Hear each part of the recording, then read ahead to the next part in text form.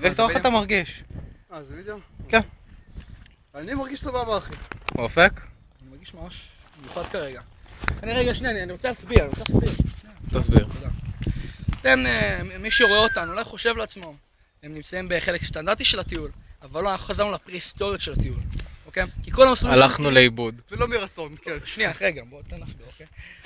כל המסלולים האלה שאתם מכירים, לפני שהם היו קיימים, בשביל צריך ליצור אותם, לא? אז עכשיו אנחנו יוצרים פה מסלול חדש, זה יקרא מסלול... מ"א ו', מהו? מה? מ"א ו', מהו? למה? מיכאל אופק ויקטור. מיהו, אחי. מהו?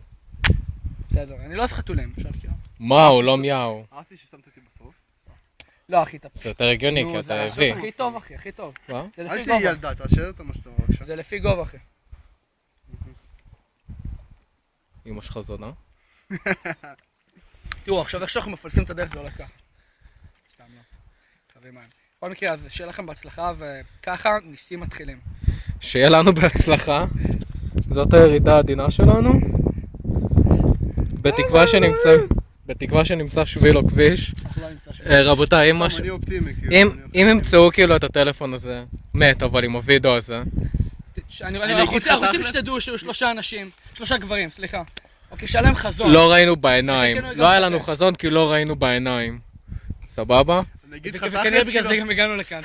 אני מאתמול בערב כזה, אני מה זה דמיינתי את הפרויקט של המכשפה מבלר. כל כך דמיינתי את זה. רק שאין פה שוער, עדיין.